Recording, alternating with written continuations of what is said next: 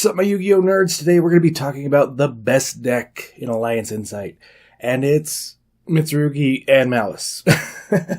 So I know it seems kind of a little misleading, but I'm just going to talk about both and why I think one's better than the other, but they're actually swapped, if that makes sense. I know it's a little weird. But so everyone is really losing their mind that Malice did not win a YCS. And everyone's saying, well, because everyone was preparing for it, so everyone had all these outs to Malice, but it's the better deck, that's why they didn't win. That's what they did really good, but they're not winning events like everyone thought they were to be. Everyone thought this was going to be a tier 0 format. And there's a couple things that happened that I think everyone was just kind of banking on happening, and it just kind of didn't. So everyone was convinced that Lancia would no longer hit Malice. And they can make a board through it, but they are not making a good board through it. So you're really playing into a half board if you Lancia your opponent now. And everyone was just under the assumption that, nope, Lancia is no longer a thing. Malice is still going to run wild under Lancia. And before that was a turn skip. Not a turn skip anymore. But you're not putting up as good of a board. You need that banishment still. And Meowls, everyone was on Meowls because Malice was going to be tier 0. And they really put up a good fight. But Meowls and the Lancias still do a lot versus that deck. And a lot of people were assuming it was just going to be tier 0. And Mitsurugi won. And everyone was kind of like, okay, that's a good deck. But, is it really going to be at the top and stuff like that? But everyone was so worried about Ryziel and Malice, what they got in Alliance Insight, that I think people just kind of like, okay, Mitsurugi got better, but all the other decks got a lot more better. And that's not what happened. So Mitsurugi is phenomenal. And what it's doing was what Ryziel did really good before, is you have one engine that is just phenomenal, and you have room for another little engine or a whole lot of non-engine. So you have a lot of flexibility with this deck to kind of build it how you want. And it plays through hand traps. But the big thing is this Mitsurugi really loses to Droll. But everyone was on Droll to begin with because Ryziel loses to Droll too. And so everyone was more prepared for Malice, but they were also inadvertently prepared for Mitsurugi. And I think Mitsurugi just does that little bit more, either with a secondary engine or more non-engine.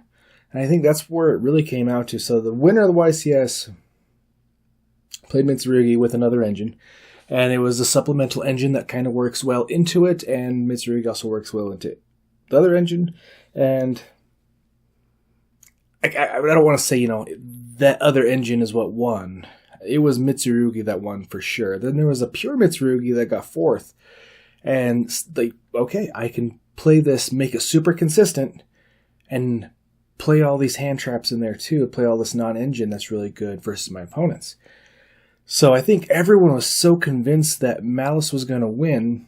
Everyone prepared for it, and they learned this deck is not tier 0. This deck is very, very vincible. There's a good and a bad that comes with that. I think people are going to not worry about Malice as much, which is good for Malice. Because if you don't have those Lancias and the Meowls, it's kind of going to run all over you.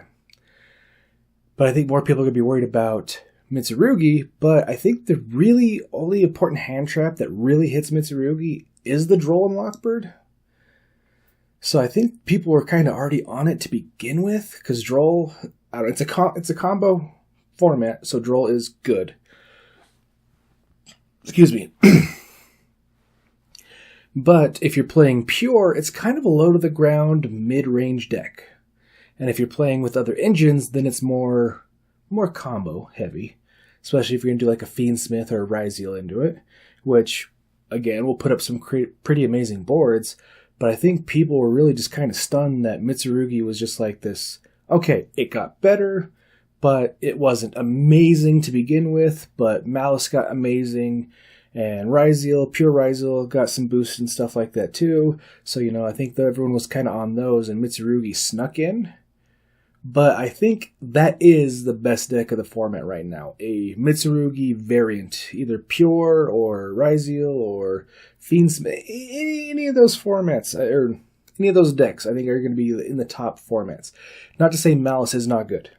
Honestly, I think Malice is the better deck. That's why I'm saying it seems kind of weird that it's not winning like everyone thought it would be, but I do think it is the best deck. But I think people found out it wasn't invincible, still playing the outs to it before, because they do have the new support, they have the new Agnisters and stuff like that, and they can just build boards like phenomenally. But they really still need a couple banishes to really like just get that push, get that unbreakable board, to get that push through everything. So I think if you can stop them from banishing. And another thing is the Bystials are actually good versus the new... Not good. They do something versus the new Malice because they do rely on the Agnister stuff like that, and you can kind of put, do some small hits here and there to where they have a harder time playing through. And a lot of the other variants of like the Ryzeal and stuff had the Bystials, and I think people were like, okay, not tier 0 anymore. Everyone was convinced Malice was tier 0. We now no longer think that. At least I don't think that, because I'm seeing other decks do just as well and better. But when left unchecked, Malice, phenomenal.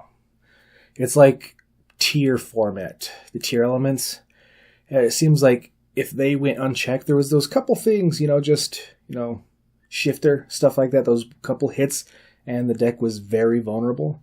And now it's regular hand traps still work good against the deck. Like, they can play through, at least one. They're good enough to at least hit one. They draw good. They're good enough to play through 3 hand traps. But that with a Lancia and knowing what you're going into, it's not tier 0. Mitsurugi, it's the best deck. That's why I keep saying flip-flop. The best deck, I think, has a lower ceiling than Malice.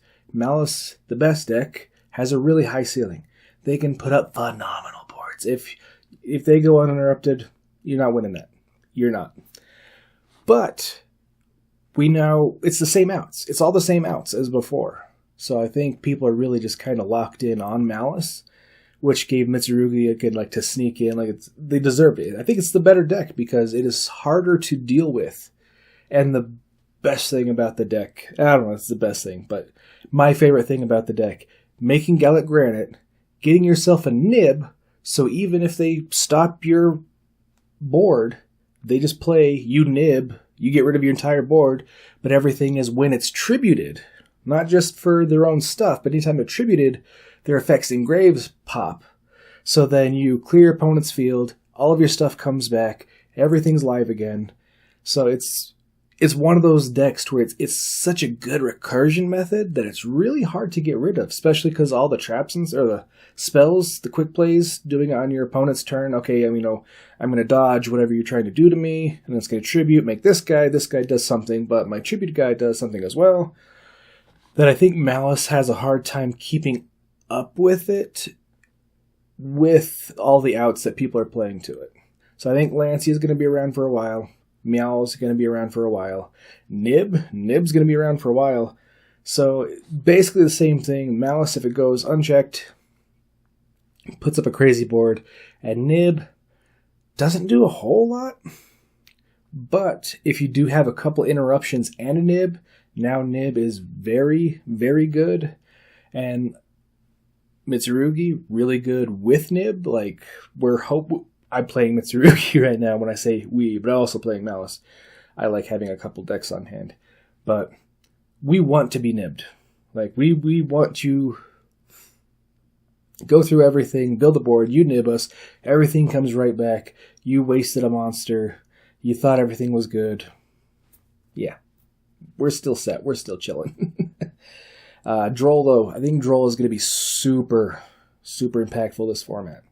So there's going to be some decks that I think are going to see some sneaky wins. Just because everyone is preparing for Malice Mitsurugi. So I think there's going to be some real low impact decks. I think we're going to see some more lab, which, yay. I don't know. I've got scars.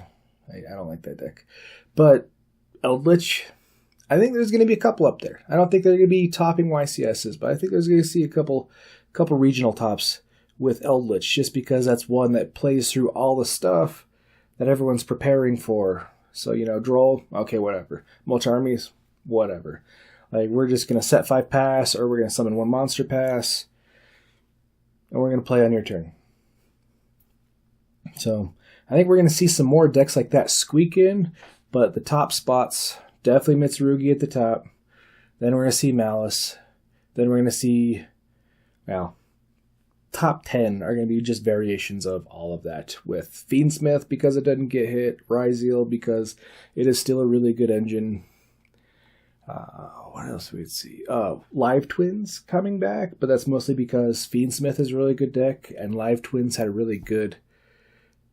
They're really mid-range deck. What they did good. Now if you add Fiendsmith to it and the new cards, it makes it kind of grindy. You can play into it really well. So I think that's going to be in there too. I think that's going to be like top rogue, if you're not even going to classify that one as like a tier 2 deck. It's definitely top rogue, if not a tier deck. Same with Eldritch. I think it's going to be like a top rogue contender. Lab. I think we're going to see a lot of lab.